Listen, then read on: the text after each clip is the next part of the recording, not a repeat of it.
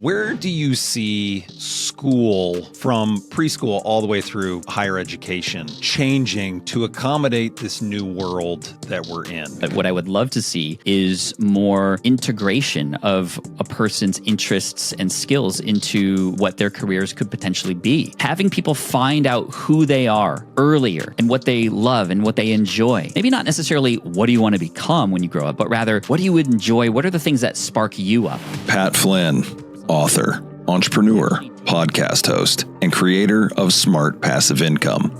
His new book is Lean Learning: How to Achieve More by Learning Less. I'm a storyteller at heart. I love putting my own personal experiences into my books. It's how I connect with my audience. You know, I'm not a professor at some university. I don't have a neuroscience degree or anything like that, but I have real life experiences and I've learned a lot and have shared these things. I coach based on these experiences, and it was the coolest thing ever. And like, I'm literally getting goosebumps thinking about it right now because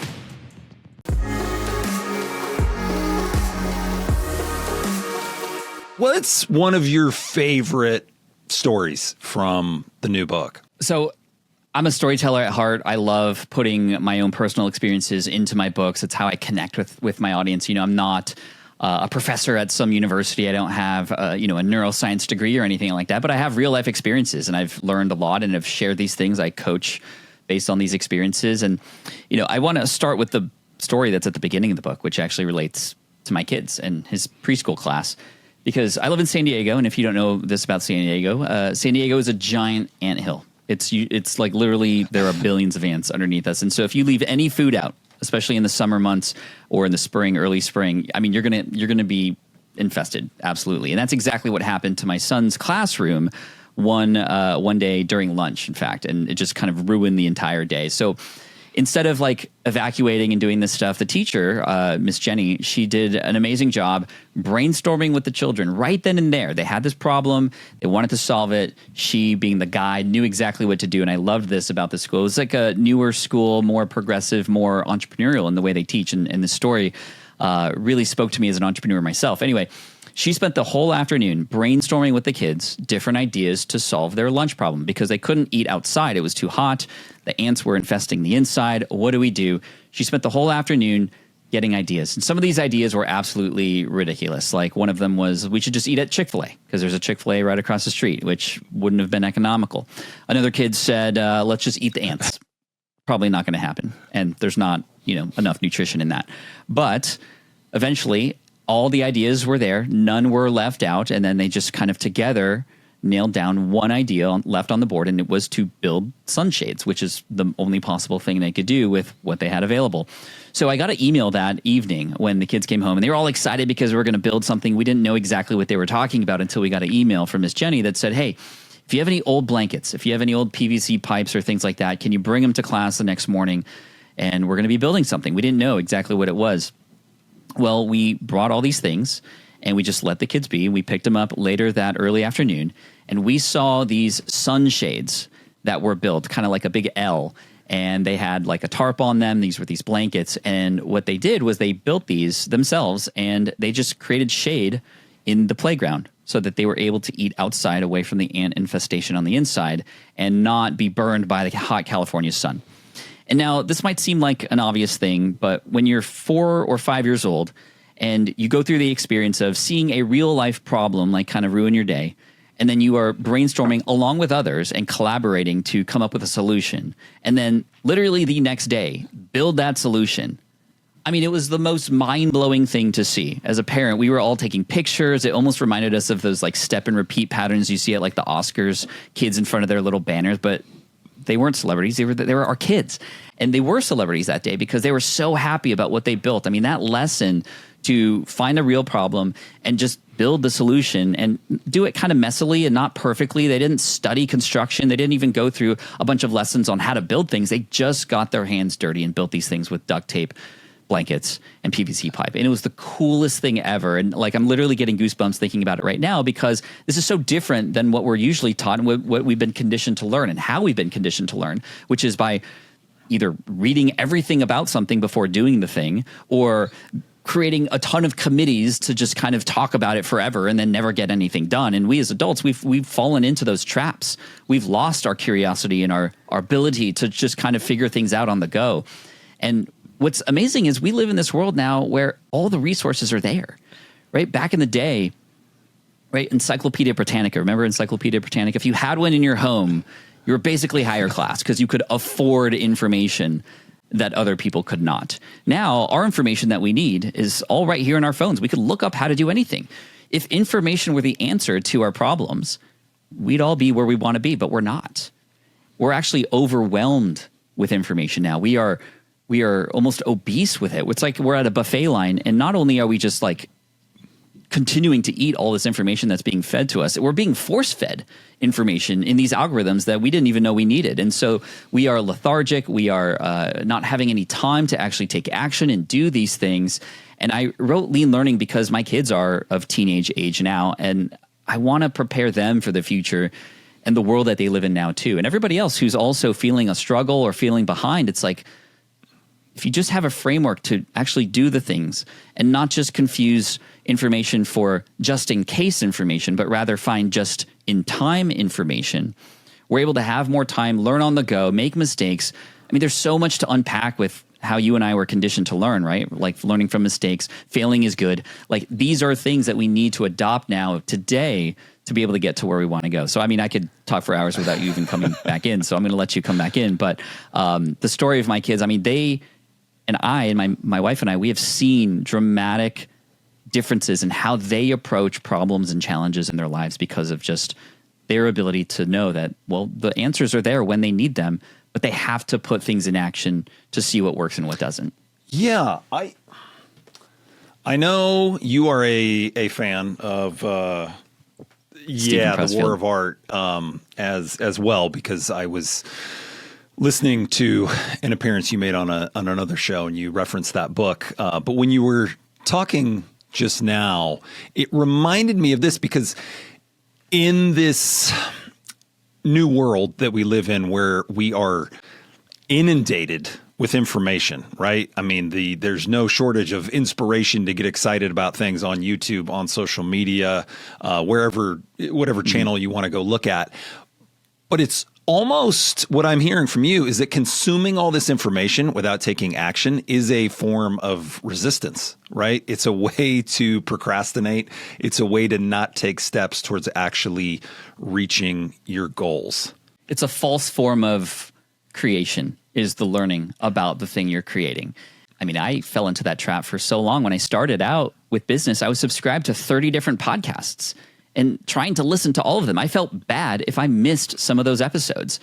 How in the world was I going to find any time to do anything if I was so focused on just the consumption? But it felt good in the moment, right? All those little golden nuggets piling up to what, though?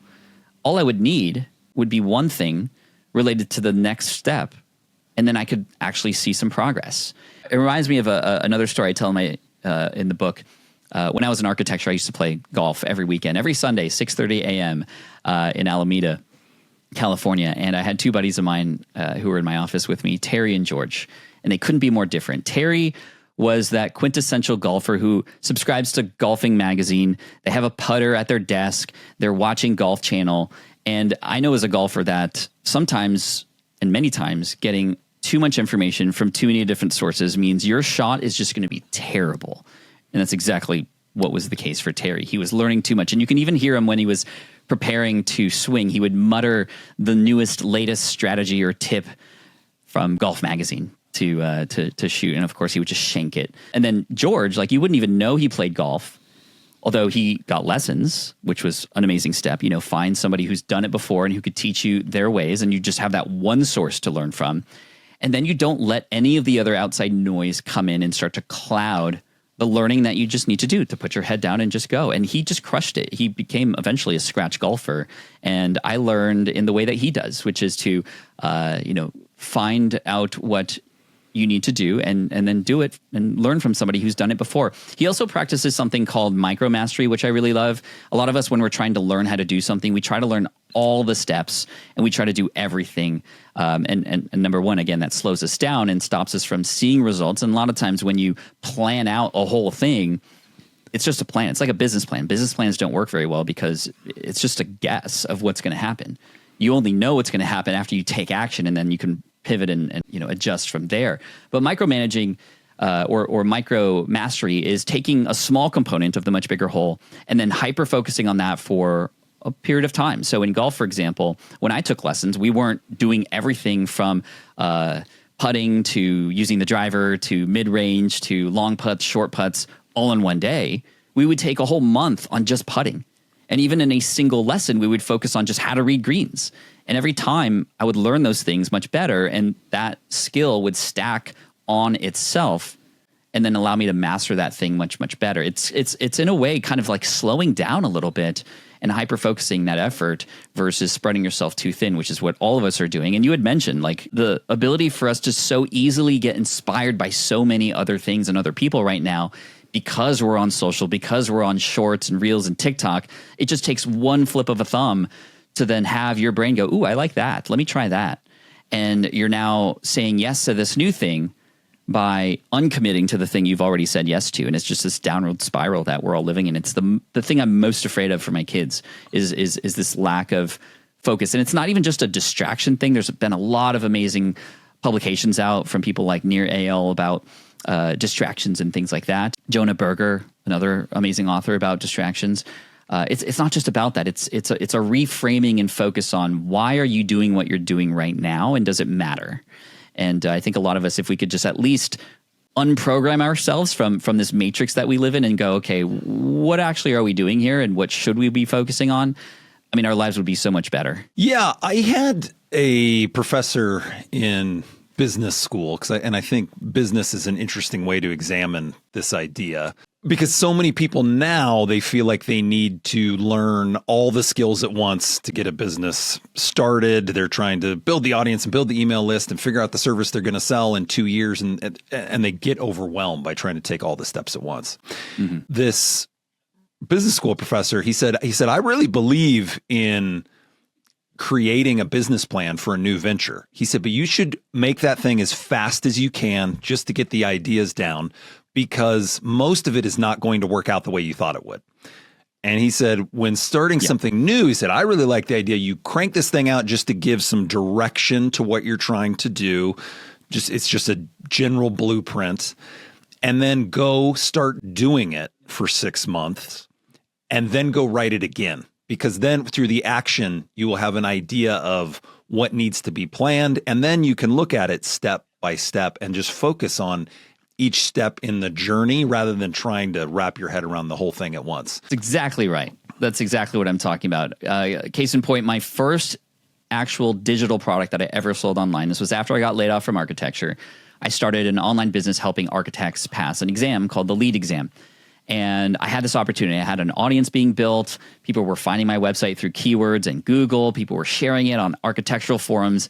And a buddy of mine who was in business said, you need to write a study guide and publish it. And I said, I have no idea how to do that. That sounds overwhelming. What do I price it? How do I design it? I have no idea. This is so overwhelming. I think I'm just going to keep blogging and making a few dollars every day on Google AdSense. And he said, no, like write the book and then figure out the next step after that, because none of this other stuff matters about design or marketing or selling until you have the book. So just spend the next 30 days and crank it out. So that's what I did. And even in that process, I said, okay, well, let me hyper-focus on that. I'm going to figure out what makes a good study guide. Let me find some other ones. Let me write this thing in the best way possible. And Nick, after I had finished that last word, it was about 100 pages. I mean, I was desperate to figure out, now that I have this, how do I sell it? And I knew exactly what questions to ask. I knew exactly who to go to, or at least get pointed in the right direction. And I found an easy way. I found a tool back then called eJunkie, which no longer exists, that I could upload my book to. It was, again, a PDF file, and it would give me a button that I could just put on my website. Well, I don't know how to put buttons on my website. I just built my blog. I don't know how to do this. Okay, well, that's the next step. Who knows how to put buttons on websites? Okay, cool. My wife calls her friend, Mel, who is a web developer for another company who she went to college with. And she was just like, hey, Mel, can you help my husband figure out this button thing? And he did it in 5 minutes. Cool.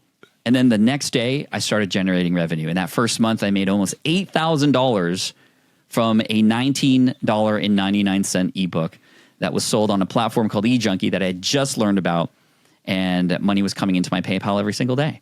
And it was just, again, if I had tried to figure out all that, A, it would have overwhelmed me.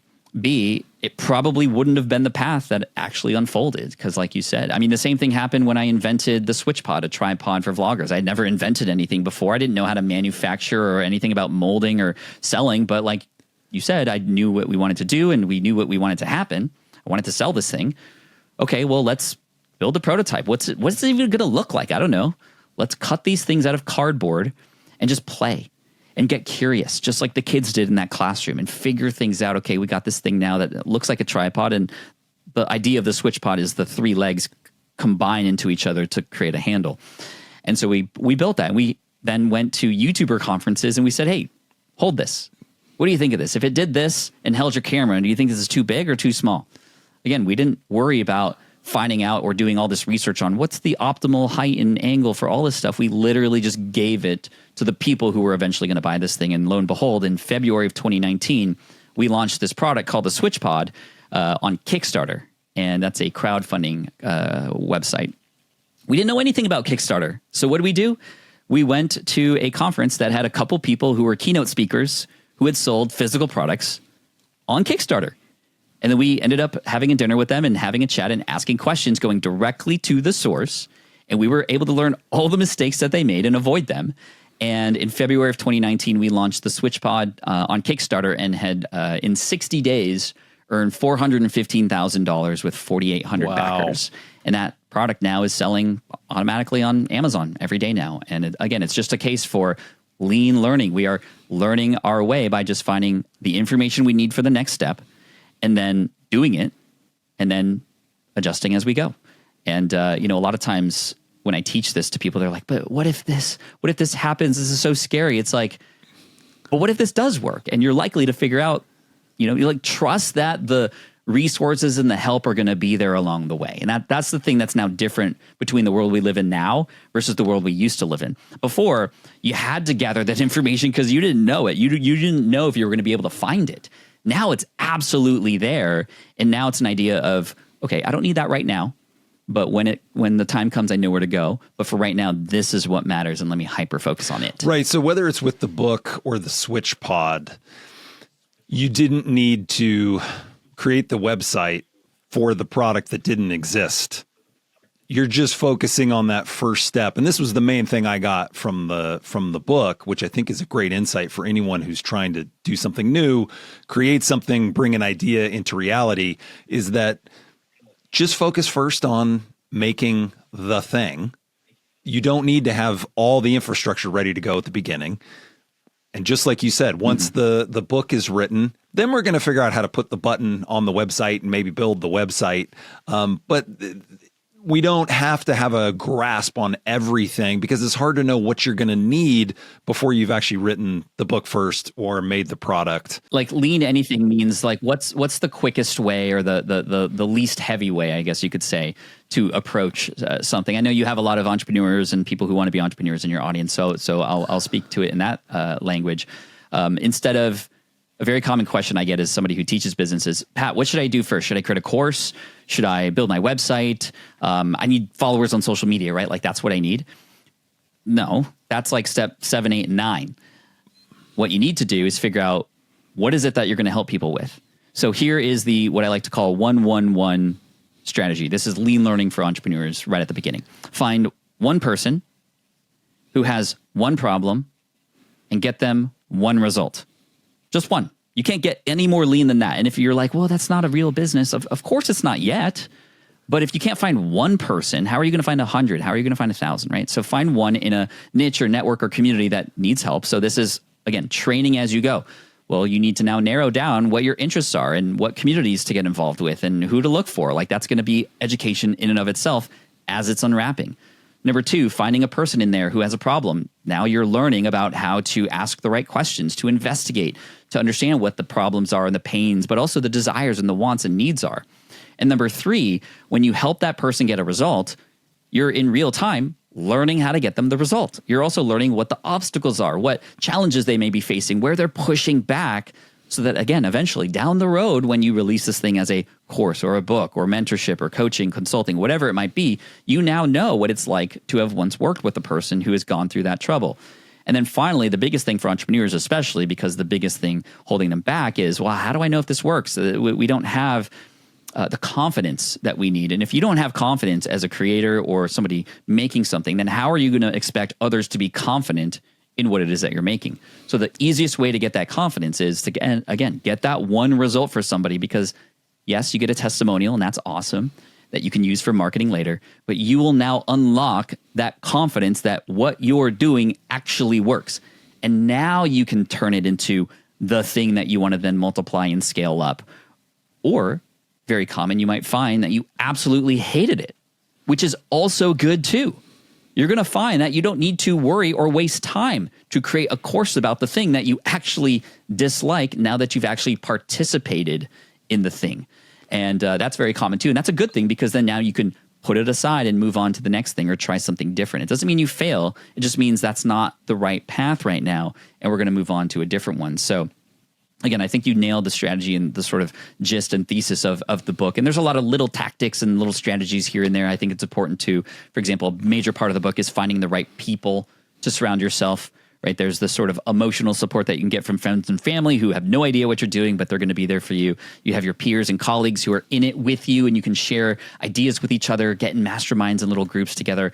And there's, of course, the more personal mentors that you have who can guide you and give you more specific advice.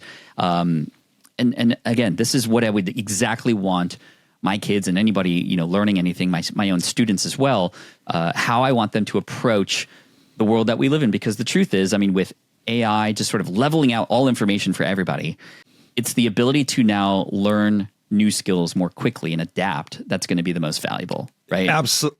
Gathering that information is not valuable anymore. Right. And be able to absorb new information quickly, efficiently, and then be able to apply it in the real world. Just like your young students there who were they were in kindergarten, right? In the opening story for the book.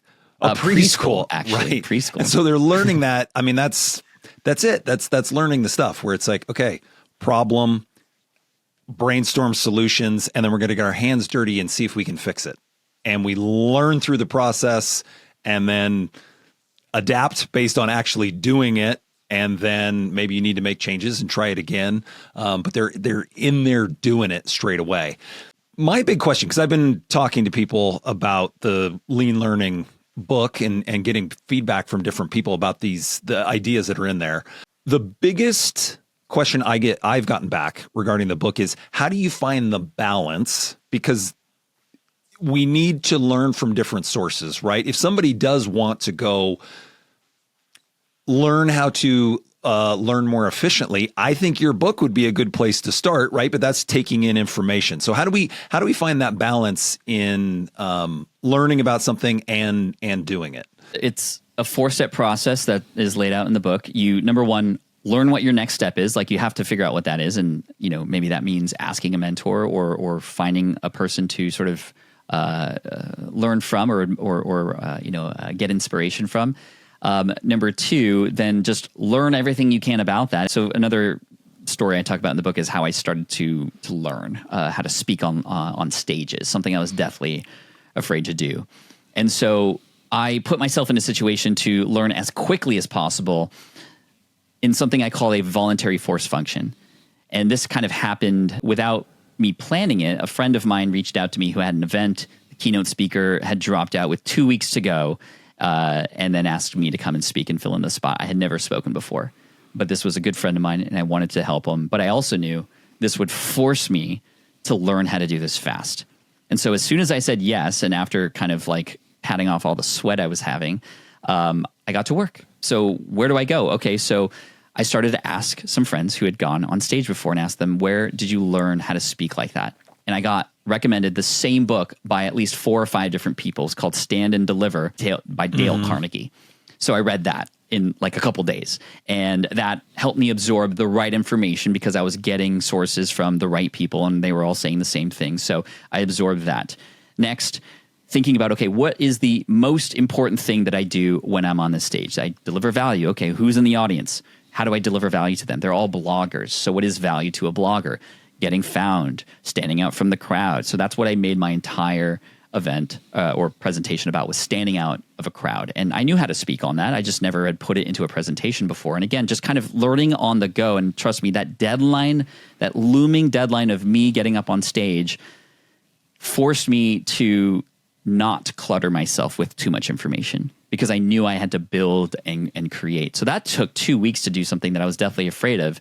And that unlocked now what I've done 369 different presentations since then. And I've now gotten paid to be on stage, which is just absolutely mind-blowing to me. But giving yourself a certain period of time, I talk about in the book, it depends on what you're doing, but a certain period of time to actually then take action on the thing after you've learned about it, to then assess whether or not it is worth continuing or moving forward or absorbing even more information at that point. There has to be some time boundaries around this, or else you're just going to fall back into the trap of overconsumption, or you're going to fall into the trap of automation, right? Sometimes you have to unsubscribe from everything so you can resubscribe to the things that matter. And that's, again, a common thing I find, especially in the podcasting world. You and I know as podcasters, a lot of people start to just turn into a machine when it comes to their show. And that's important to be able to automate as much as possible, but then you lose the life in what it is that you're creating. And it's important to inject new life into it, both for you as the creator and the audience if you're podcasting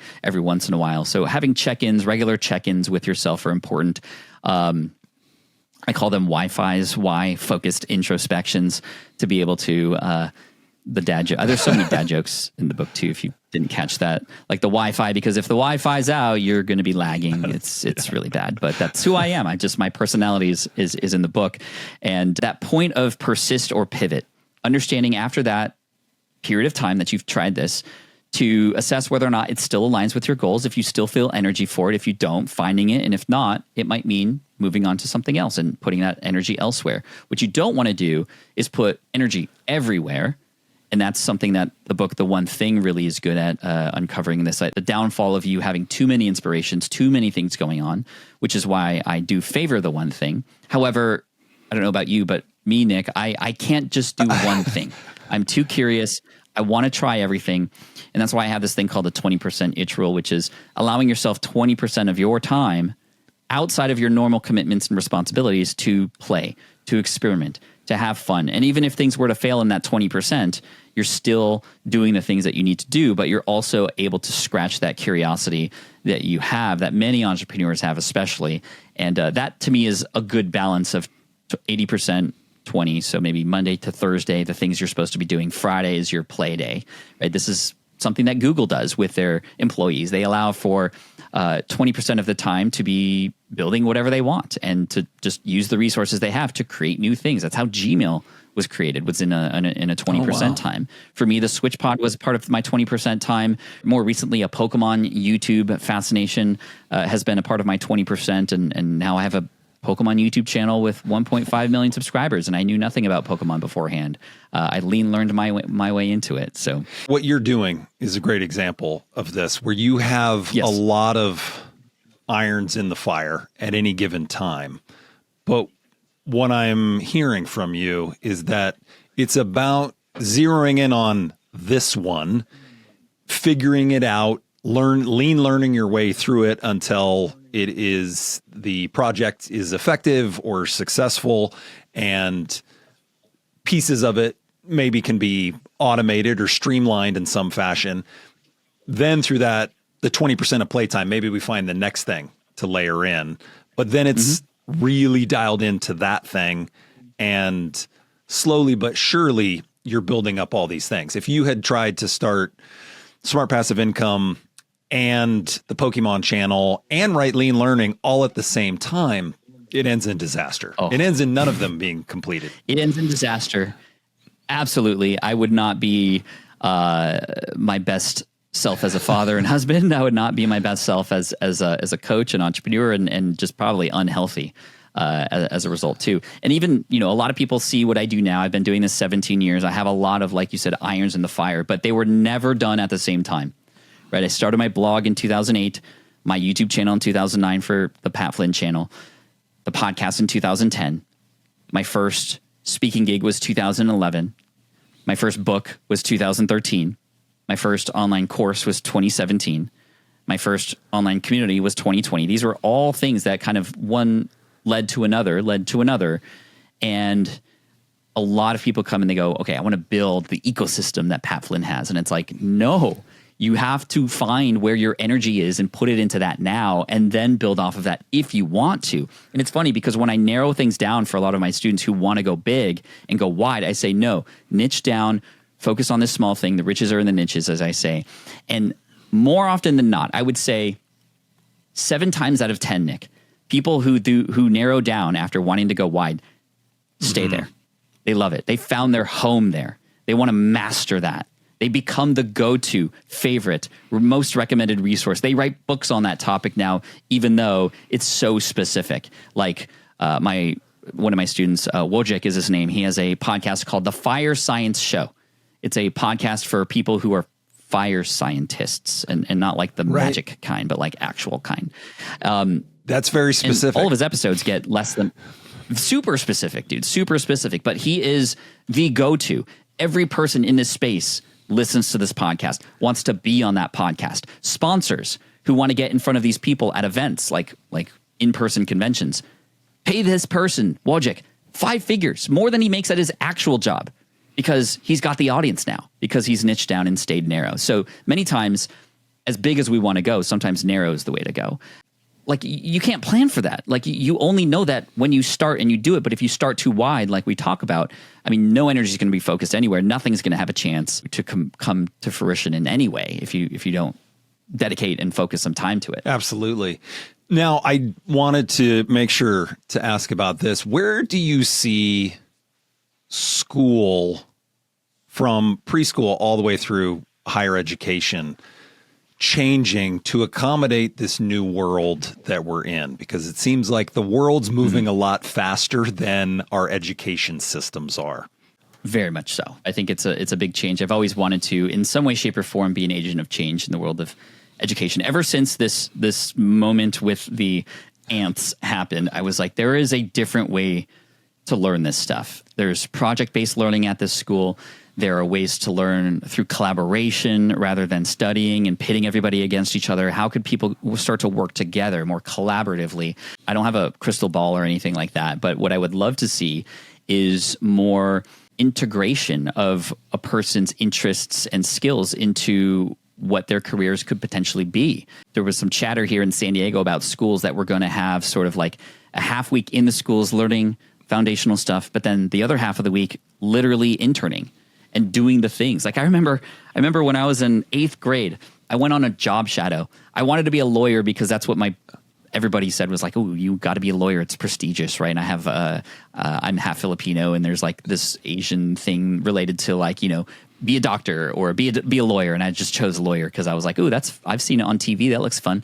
I went into job shadow and I absolutely hated it. No offense to any lawyers out there. I love my lawyer, by the way. But I was just like, I now know completely that this is not me.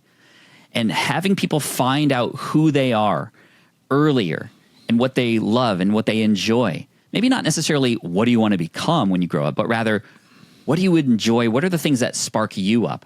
And then feeding into that and giving them the tools they need and showing them the options that they have to then take that skill and that love and that joy that they have doing something and putting it out there in the world and becoming a good citizen using their best self. That is what I see school should be for. And for so long we've been, and I think we all knew this, school was built in a way where it was just like pumping out factory workers, right? And that's why there was a bell, because you're training for that. Everything's different now. Learning is different. On top of that, what is important to me and what I've seen a lot of schools now focus on, which I absolutely love, are the interpersonal skills that come along with learning a lot of this textbook related stuff, right? That stuff's still important. You still need a foundation of learning, right? And that is key. However, it is the empathy for other people. It's how to communicate. It's how to go on a stage and present and share your ideas, how to work collaboratively, how to solve problems in a way where you're not fighting or raising voices, but rather coming up with a negotiation skills. Oh my gosh, financial skills, budgeting. These things should be table stakes now for the world we live in, because a lot of these jobs that we are training for, like coding, are going to be obsolete because ChatGPT and Claude can do that in an instant, and companies are not going to hire somebody that could potentially A, have human error behind it, but also B, just cost way more than a prompt in ChatGPT, right? So what are these skills that are going to be useful?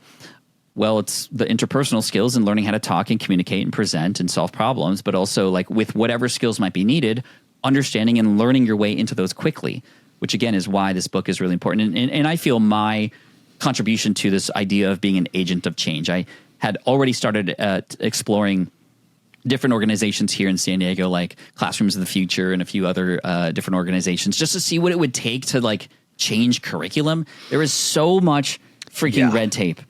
Oh my gosh, it is a absolute headache, everything that would need to happen. So I think it needs to happen at home. I think it needs to happen just as a society. Like we need to shift our focus and our ideas of what it means to learn and be useful, and also just hopefully in the end be happier and more joyful with what it is we choose to do and how we choose to do it. I mean, I want that for my kids and for you and for everybody else, to feel a certain flow state with whatever you're doing that also contributes to some way to other people at the same time. I mean, that's really what this is about for me. Well, and I think looking for those areas where you can find flow, where you can find meaning and some enjoyment in the work, right? Where it looks like work to others, but feels like play to you. It needs to be integrated into school, because trying to be robotic and do stuff that you don't have intrinsic motivation to do is not going to get you ahead in a world where AI will do the robotic stuff better than any human, guaranteed. And so we've got to find places where we are driven not by the external rewards, but some internal force that draws us to do this thing. And I would really like to see school move towards exploring those areas and to integrate more shipped work into that process, right? I mean, the reason I like your preschool story, even though I thought they were kindergartners, because it seemed almost impossible they were in preschool. What I really liked about it was that they had a deliverable at the end of that process. And one thing that we see right now at Test Prep Gurus with high school students, we've got a handful. It started out basically the way you described it, with the 1-1-1. There was one kid who said, hey, I want to be a business major, and it almost seems silly to me that I've never tried to start a business ever before. And I thought, you're making a great point there. And we were just working with this kid on test prep for the SAT. But this came up in conversation. Somebody related to me. I met with the kid and I said, you know what? Let's run an experiment. Let's see if we can just put together a little business for you. We don't have much time because you're going to be applying to college in 9 months, but let's just see if we can do it. And it's not a story where suddenly he became a multimillionaire based on this little online service that he launched, but he gained an experience and then was able to talk about it in his college essays. And man, colleges really responded to it, because he wasn't just talking about it in a classroom. He wasn't just listening to business podcasts. He had done something. And I think that now that I see colleges responding to that, I'm hopeful that there will be a trickle-down effect now into primary education and secondary education, where that becomes a part of the curriculum. Like, hey, Pat, you seem like you've got some natural talent and enthusiasm for podcasting and or writing. Could we work that into your curriculum at school and give some space here for you to experiment with that stuff? It's a dream, man. That's the absolute dream. Let them flourish, right? Let them flourish. I don't know why we can't do it. We should be able to do it. And, you know, somebody who is more of a communicator, like, let's set up a time to get them on a stage and prep a 10-minute presentation. And, you know, the flow state happens when you're just a little bit challenged outside of your comfort zone, just like one notch. And that is the perfect space to learn. That is the voluntary force function in action without risking too much. And I am 100% there with you on that. And seeing that, again, outcome on the other end is so rewarding. Something that I remember, like, we were just kind of hoping we would have a nice job after college. That's the outcome that we're all looking for. And then I got that, and then I got laid off. I was like, just like I felt like I was getting stabbed in the back from everything that I was told, which is why I became an entrepreneur after that. Yeah, there's a lot of change that needs to happen. Conversations like this are a great starting point. My book, I hope, becomes a conversation piece. I don't expect it to become the textbook for schools, although I'd love to put my hand up and say I'd love to help with that. Absolutely. As my kids are getting older and I'm going to have a little bit more time on my hands, maybe not, because I always have new projects in the works. But I think that this is so important, probably one of the most important topics of discussion that I don't see a lot of other people talking about. So Nick, I appreciate you and what you're doing. And this example of your students like starting a business is so key. I've been following because my son's getting closer to that age. He's 15 now in 9th grade. I've been looking to see what is working today to getting into colleges if he chooses to go down that route. And you're right. It's a lot of the experiential related things that are happening now. So how do we set up our students for success with experience? Because people who are getting 1600s on their SATs who have 4.5 GPAs are getting denied now. And how are we adjusting to that? Well, nobody is, but that's why I think it starts at home, because you can start that now. But hopefully, like you said, trickles into some of the primary stuff. And, I'm glad to see some of it happening, like with at my kids' school. And, hopefully this inspires others to have conversations with their schools and to see what we can do to have more experiences with outcomes and learnings. And, the idea of like, I think I remember one day, one of the sunshade, like everybody got to school and they were like knocked over because it got windy. And so it's like, okay, well, actually that's kind of dangerous. So what do?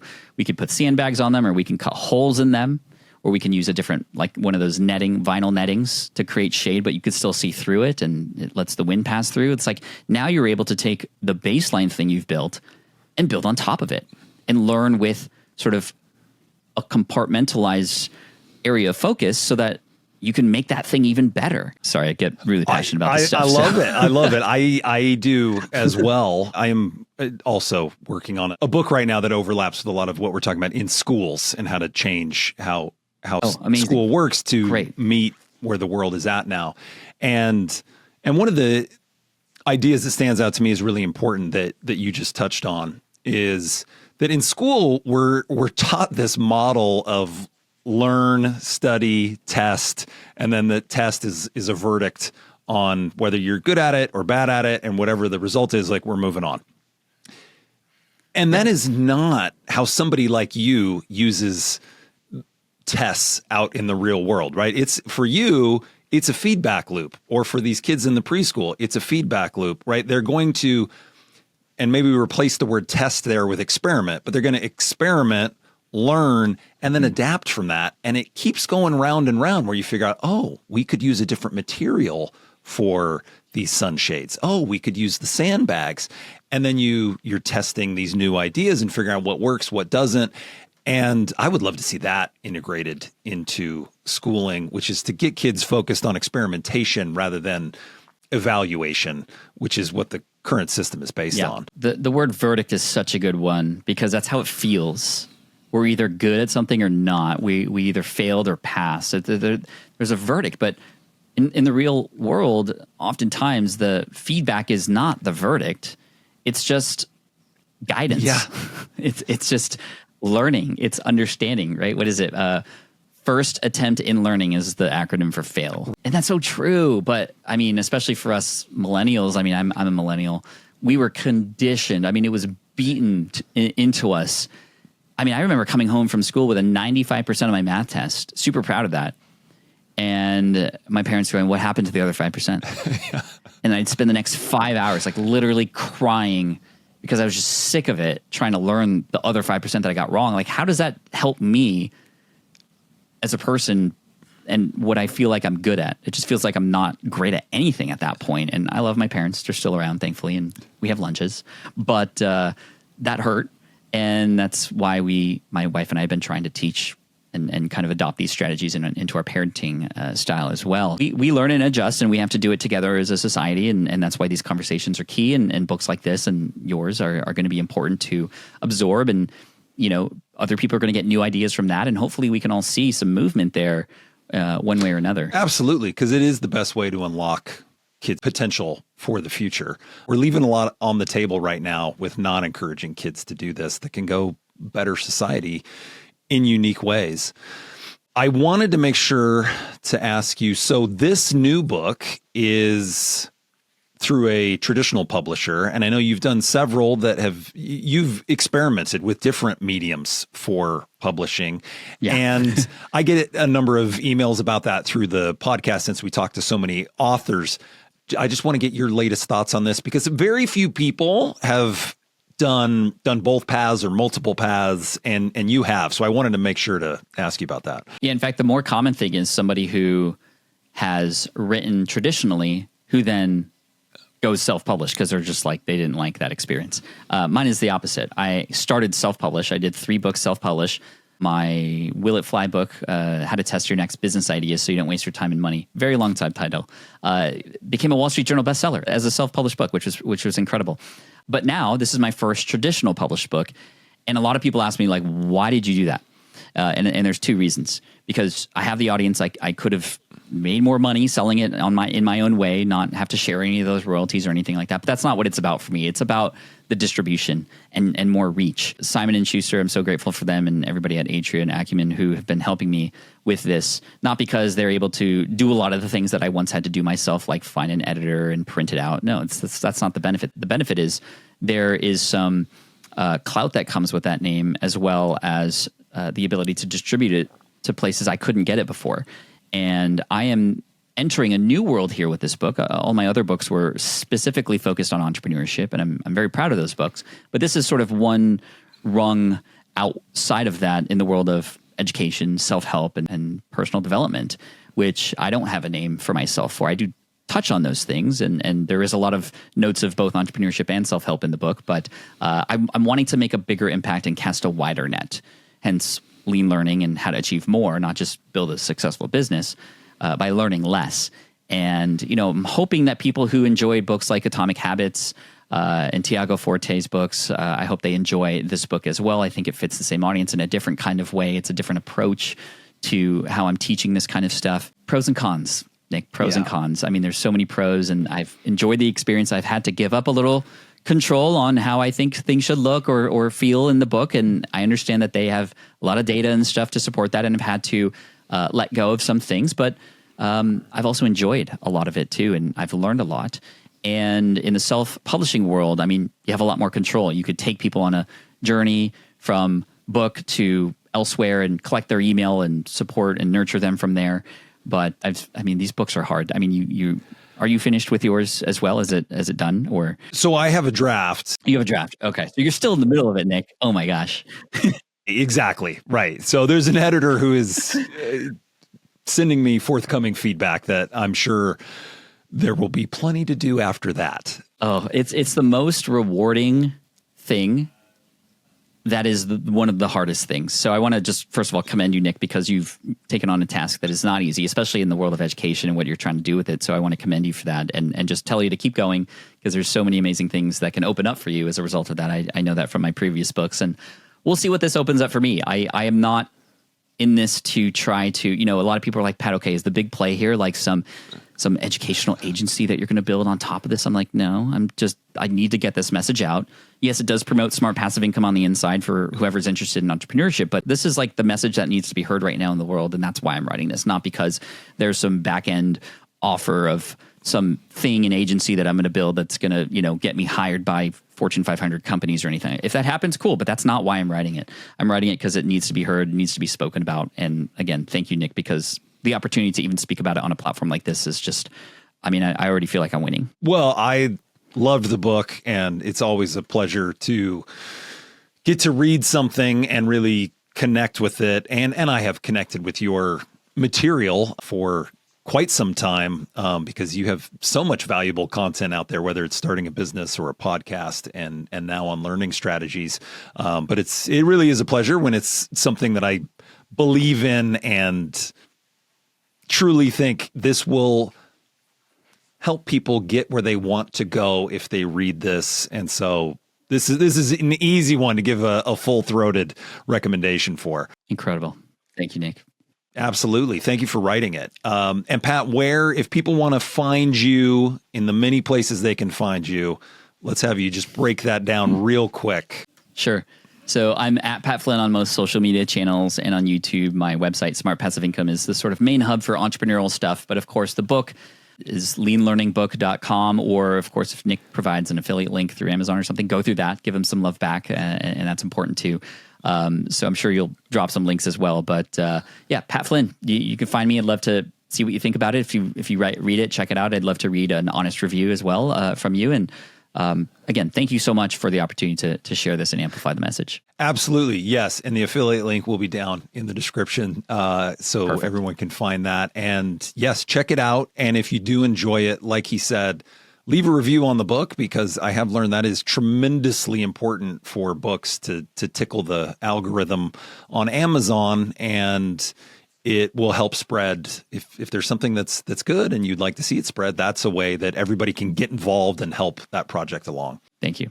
Well, Pat, thank you so much. I hope this is not the last time that we get to chat, and that at some point I get to pick your brain on how we can do more of this stuff in schools to change how kids learn, and make some of these ideas we're talking about a reality.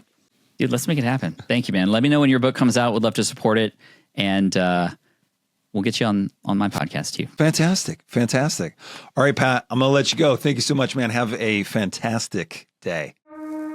Okay, everybody. Until next time, ask questions. Don't accept the status quo, and be curious.